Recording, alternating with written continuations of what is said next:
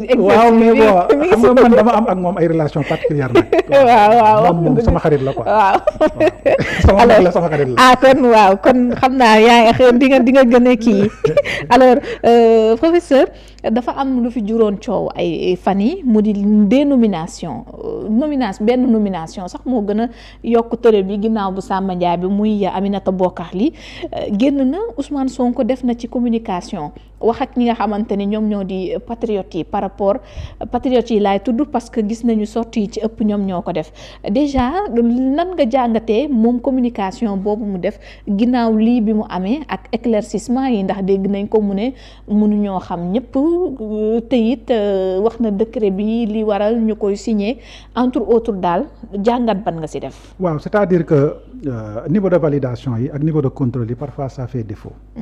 xam nga loolu aussi c'est les pièges du pouvoir. D'accord. gis nga nguur boo ci nekkee la réalité daf lay apparaître de manière un peu plus biaisée c'est-à-dire que ñoom bu ñu fàtte ne ñoom ñoo changé place. mais ñun changé wuñ place. oui.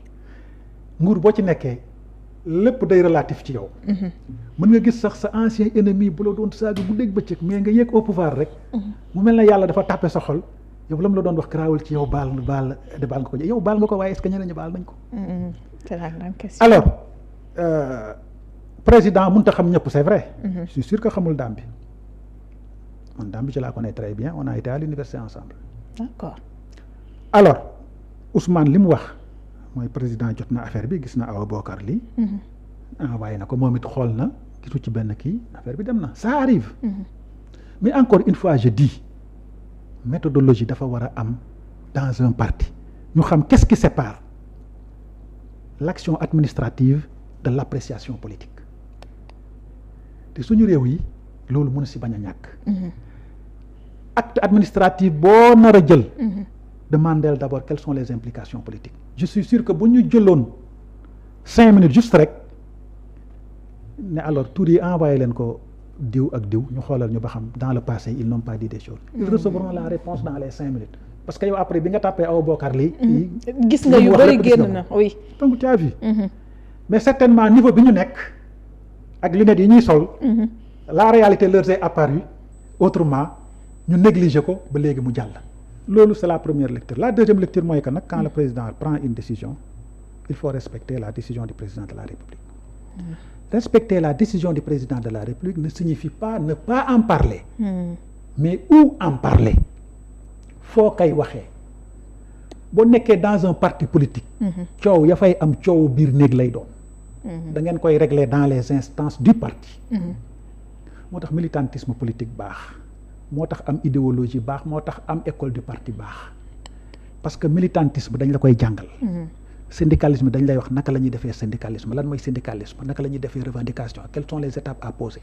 boo nekkee dans un mouvement syndical quelle est la discipline du syndicat c'est valable pour un parti politique lan mooy un militant lan mooy un sympathisant quelles sont les instances d'un parti quelles sont les instances de décision les instances d'appréciation de perception et de validation lan la former militants yi dans les écoles de parti parce que ñiy wax ni yaakaaruma ne jaar nañ ci benn école boo jëlee Guy Marius Sagna moom. kenn du ko wax dara ndax moom il a été toujours comme ça. waaw moom ci activisme bi la gënoon. wax lu mu sentir lay wax. exactement moom xam naa boo laajoon Ousmane sax nana la non moom taxul may wax ndax moom nii laa ko fekkee nii laa koy baax. mais par contre quelqu'un comme Fadilou Keita. xam ne xale yi vraiment am nañ yaakaar ci moom ñëpp am nañ yaakaar ci moom warutoon a waxee noonu di répondre noonu alors yooyu nag c'est des choses qui arrivent. mais su amee ci tontu façon tontu yooyu. non maanaam man j'aurais bien aimé que su amee lu muy wax. mu bàyyi ba parti bi réunir mu wax ko fa wala mu jël téléphone am mu woo Ousmane ne ko kat lii je pense que lii ak lii ak lii ak lii parce que Ousmane écoute tout le monde. alors mais Ousmane wax. nga génn di tontu loolu un militant discipliné du ko def te dans les partis politiques engagement am na mais c'est pas parce que tu as fait la prison. on t'a emprisonné dóor na et cetera que tu as plus de mérite que les autres ñun fii lañ doon defee ban public guddi gi bu ñuy ñibbi da ngay génn taxaw xool ndax am duñ la ko ci mbedd meek yooyu waaw ku nekk toj nañ fi sa oto agressé nañ la fi mais boo xëyee suba ñu ne la ay xale dee nañ doo nëbb sa mer li la dal par décence di fi nekk di kaas leneen alors que à côté de toi y a y a des jeunes qui se battaient et qui sont morts. Il faut savoir raison garder. du ñoom rek ñoo xeex bi. xeex bi xeexu Sénégal la woon. ku nekk ak façon bi nga. ku nekk ak façon bi nga doon xeexee. mais ñëpp dañu jàpp ci xeex bi c'est pas Pastef seulement. alors donc c'est pas parce que tu as fait la prison wala pour X chose que tu te crois investi d'une mission di weddi li président di wax di kaas Ousmane di wax yow nga di ko tontu. ba ciy dugal sa yaay. et cetera comme référence ça n'a rien à voir. est-ce que nekkul di wane tam position bi ma am rek ndax comme ni ñu ko déggee nee na waruñu askanale projet bi carrément Ousmane Sonko même su fekkee. loolu c'est faux dans les 5 ans à venir le projet va tourner autour du président Ousmane Sonko. Quand on parle du projet c'est Ousmane Sonko et je l'ai rappelé dans mon papier yaay bu juree doom les premiers mois moom la. xëy na peut-être parfois rakam ñëw dimbale ko kii mais moom la d'abord moom moo ko jur moom la waaye bu demee ba xale bi a commencé am ay 2 ans 3 ans 4 ans comme neex nga jël boot comme neex nga jël et cetera c'est comme ça c'est la même chose c'est Ousmane Sonko qui porte le projet kenn mënu koo jaay dara parce que bu dee dóor la moom lañ dóor bu dee tëj moom lañ tëj bu dee barricade moom lañ barricade bu dee toroxal moom lañ toroxal bu dee jiiñ moom lañ jiiñ amul lu ko nit mën a jaay ci Ousmane Sonko ci métit bat war la tax nga investir d'une mission muy wax nga koy tontu walla le projet dans les 5 prochaines années c'est Ousmane Sonko et ça va tourner autour de Ousmane Sonko. C'est pas pour rien qu'il est premier ministre man peut-être Fadilou Keïta bu nekkoon premier ministre engagement bi ma am. sama ministère duma ko am je le connais pas il ne m'intéresse pas mais boo nee Ousmane Sonko mooy sa patron source de motivation la et dans l'administration on a un nouveau patron qui s'appelle Ousmane Sonko te xale yépp dañu jóg pour jàppale ko. C'est ça la différence. na def très attention. da nga jàpp ni moom ni mu waxee àndul woon ak teggin. non àndul woon ak teggin te warutoon a wax fi mu ko waxee waru ko woon a waxee foofu. mais pourtant am na yenn xew-xew yu jotoon am nga gis ay DG fii Waly Diouf Bodian day am sax ñu koy joxoñ baaraam ne dañu war a tekki nombal tànkam ndax lu ko neex wax. je le mets dans le même lot. Guy Marius mii nga wax. même su fekkee activiste la tamit. waaw ñoom ñaar je le mets dans le même lot xam nga la laa bëgg a wax. maanaam mooy que les affaires qui concernent le parti PASTEF doivent se régler au sein des instances du parti c'est ça le problème mais di weddi président te yow DG kese nga des gens ont été DG avant toi Jean-Pierre Chevènement en France dafa doon wax naan un ministre ça ferme sa gueule ou ça démissionne il avait parfaitement raison li Pastef di def wala li président di def boo ci d'accordul démissionnel jël sa liberté wax lu la neex mais tu peux pas être investi d'une mission administrative au plus haut sommet de critiquer les décisions du président de la République. Ousmane Sonko a voulu calmer le jeu. te Ousmane Sonko bi muy wax il parlait à ses militants évidemment boo xoolee dans les réseaux sociaux il y a une certaine dictature du Pastef mais c'est ça Pastef on est né le Pastef est né dans des conditions normales mais a grandi dans la douleur dans la riposte dans la réaction dans la bagarre dans la violence c'est ça Pastef le Pastef a grandi comme ça le Pastef est un parti très réactionnaire très nerveux. kon professeur dina difficile boo ko nee ci xale yi c'est valable tam pour ñoom xeetu Fadilou gi pour nga dama la wax ni dama la wax dama ne la le Pastef c'est comme ça oui waaw léegi nag est-ce que l'attitude qu'on avait quand le Pastef voulait prendre le pouvoir est-ce que c'est cette même attitude qu'on doit garder jusqu'à présent waaw fi mu ne dafa war a wàññeeku parce que ñi ngi naan ñi dafa mel ni ba tey sax ci opposition bi lañ ne déedéet war a wàññeeku de au contraire dafa war a gën a yokk mais ñu centré ko sur des domaines yoo xam ne c'est des domaines de compétences yoo xam ne on sait que le militant il a le droit d'agir et pourtant li ci ëpp ce ne sont pas des militants du Pastef de xamoo kan mooy wax dans les réseaux sociaux donc booy wax xam ci looy wax weddi président de la République ci penc c'est pas poli c'est pas correct weddi premier ministre wala premier ministre wax nga teg ci baat man de sama DG fu ñu dem ci ndaje mooy mujjee wax te su waxee ba pare DG laa wax de simple DG te su waxee ba pare keneen dootul wax jeex na c'est pas très poli ñi nekk administration yëpp ces règles protocolaires là jàngal nañ leen ko donc soyons logiques avec nous-mêmes tu as vu donc il ne sert à rien vraiment de génn di fëgg dënn di jaay ay kii non les gens sont morts à cause de ce projet. D'autres ont subi des brimades ñeneen ñi gaañ na et cetera. Tout le monde a combattu pour le parti. mais est-ce que léeg-léeg tam de frustration parce que man quand je lis Fadilou Keita dafay mel ni am na lu ko metti ci biir parti bi dem na bay wax ni am na ñoo xamante ni sax dañ koy jaxaseeg dañuy monter jeunesse bi contre moom. te it ñu bokk tam fi nga xamante ni fi la ñuy nekk muy ci parti bi. non man je ne pense pas gis nga jeunesse bi muy wax mooy ñi nga xam ne. bi Ousmane Sonko waxee ba pare dañu jàpp ne wax ji leer na jaratut wax moom mu jóg tegu ci encore une fois on ne vise pas la personne de Fadilou Keita keneen ku mu doonoot aussi moi je réagirais comme ça ak keneen ku mu mën a doon. ndax yaa ngi naan maître ñoom ñëpp ci même loo bi nga leen. waaw parce que ñoom ñiy wax. waaw ñoom ñett lañ fi dégg kenn ki moom.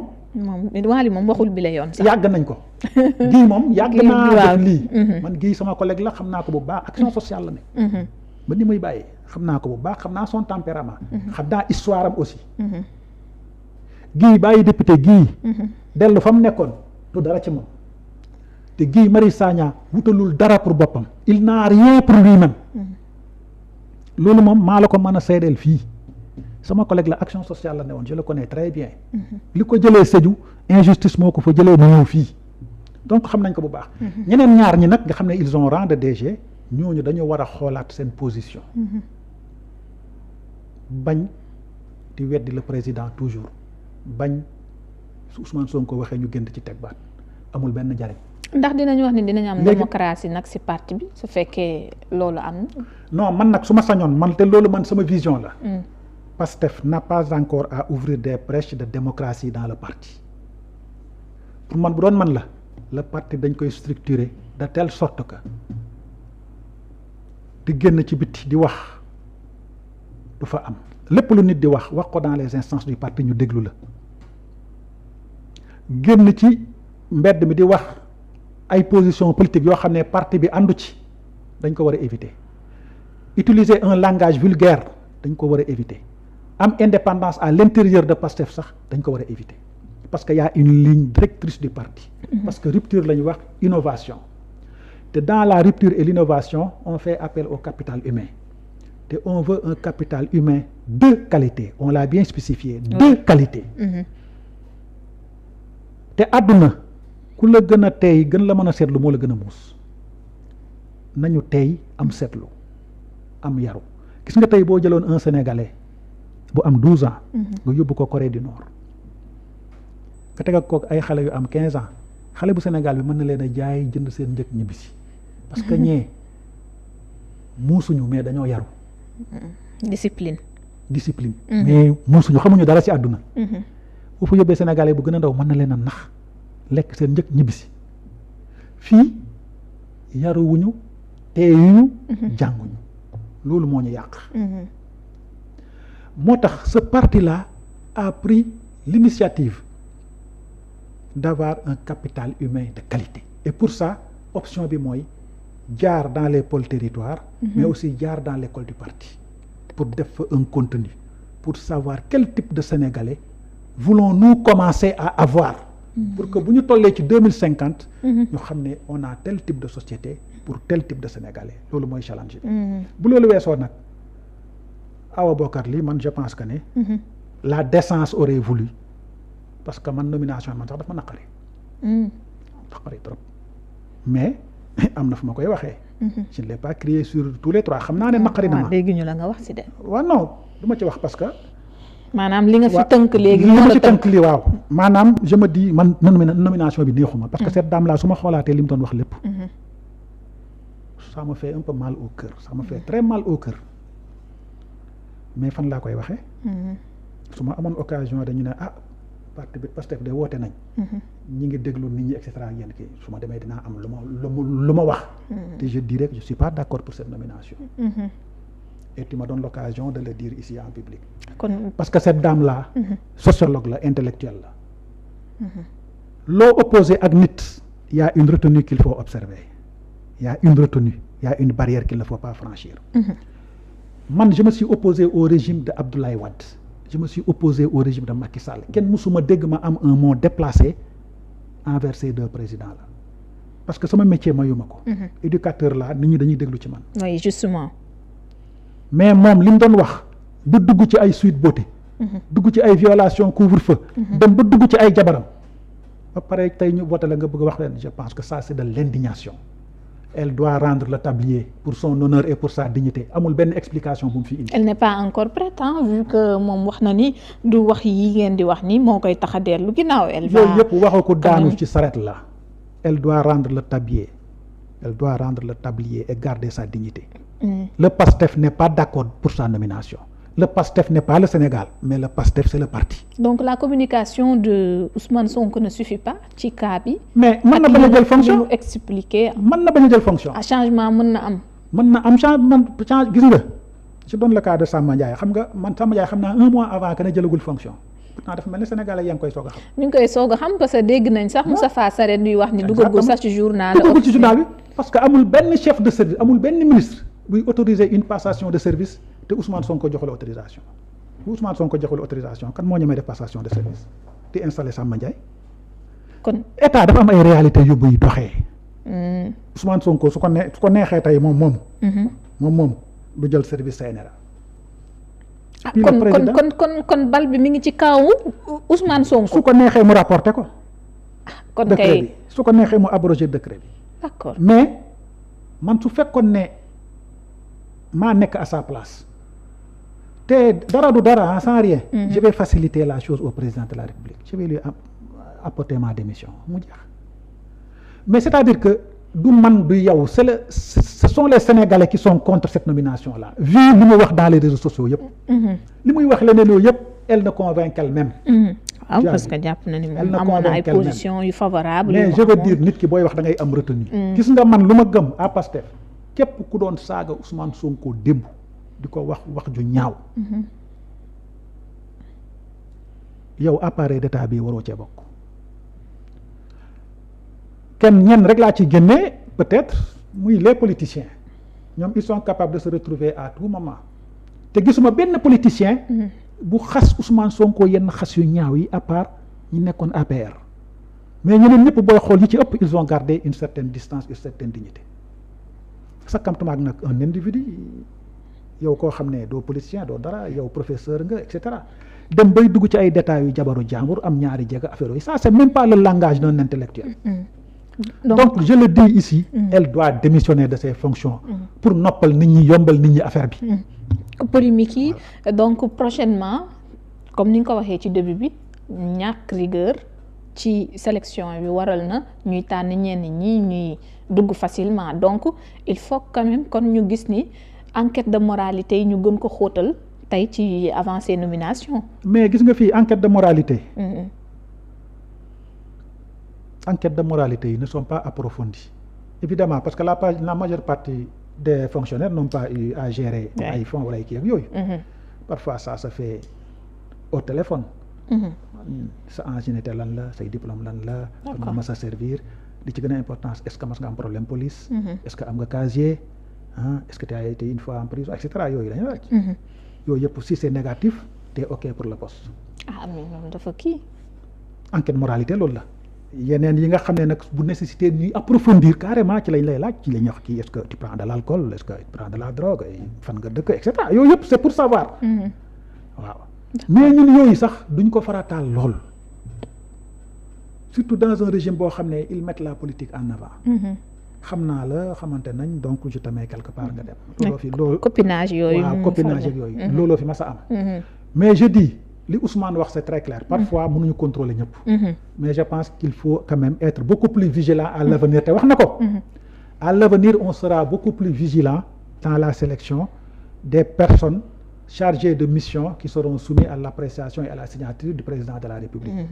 parce que le cas bii nee naa la n'importe quel Sénégalais boo ko envoyé ne ko xoolal ma kii la wax démb 5 minutes nga jot réponse bi. parce que mi ngi ne faa ngi ci réseaux sociaux yi.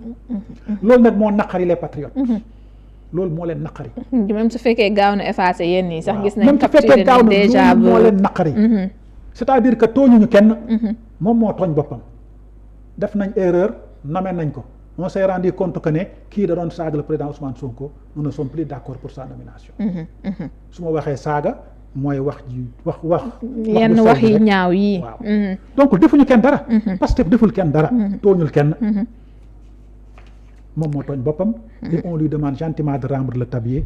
Pour faciliter les choses au président de la République. Alors professeur Emmanuel Macron moom def na sortie am na kàddu yu mu jagleel réewum Afrique yi jàpp na ni delloowuñu naar bi xoromam surtout ci base militaire yi tamit waxtaan la nee na ci la tënku même su fekkee dañu précipité wu wala ñu bàyyeek wax ji africain yi ba ñu prononcé ko seen bopp gis nañu Ousmane Sonko moom tontu bu mu ci indi ndax jàpp nga ni moo waroon tontu déjà parce que foofu noonu am na ñu ci am ay maanaam réserve wala boog am na ñu ci jukki ay wax ci bataaxal boobu kii di Ousmane Sonko def